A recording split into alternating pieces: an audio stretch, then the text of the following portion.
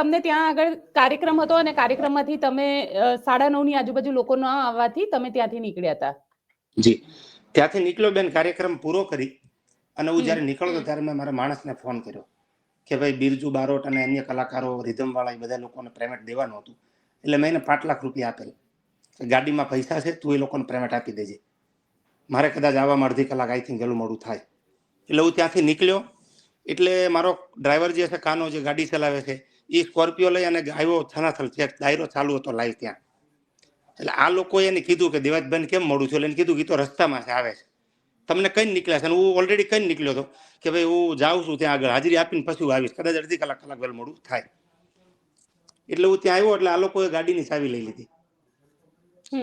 પછી ન બોલવાનું બોલવા માંડ્યા. ભગવતસિંહ કાનજીભાઈ ચૌહાણ, રામભાઈ કાનજીભાઈ ચૌહાણ, ધ્રુવરાજ કાનજીભાઈ ચૌહાણ, આયોજકો ત્યાંના, અને સાણંદનો કોઈ મેઘરાજ કરીને, આ લોકોએ ગાડીની ચાવી લઈ લીધી, બોલવા માંડ્યા.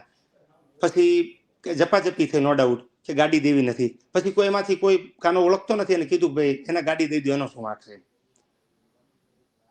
જેવો ત્યાંથી બેન ગાડી લઈને નીકળ્યો એટલે સનાથલથી 500 મીટર, આઈ થિંક અડધો કિલોમીટર, 1.5 કિલોમીટર, રિંગ રોડ પહોંચવા આવી પેલા 2 ગાડી, મહેન્દ્રા થાર અને ઇનોવા, આડી નાખી. કાચ ઉપર તીનની બોટલ મારી, ગ્લાસને ફોડી અને કાનાને કીધું કે તાને જાનથી મારી નાખશું, તું ગાડી અમને આપી દે. એટલે હું તો ઓન ધ વે હતો, હું તો હાજર નહોતો.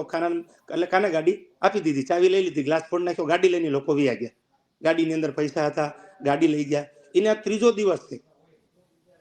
બીજા દિવસે મેં કાનાને કીધું તું એફઆઈઆર કર, પોલીસ ફરિયાદ કર, તો બી હજી એફઆઈઆર થઈ નથી, પોલીસે ફરિયાદ લીધી નથી. પણ દેવાજભાઈ, આને તો ચોરી કહેવાય, આને તો લુખ્ખાગીરી કહેવાય. તો લુખ્ખાગીરી હાલે જ છે, તમારી નજર સામે જ છે. હજી ગાડી લોકો પાસે છે.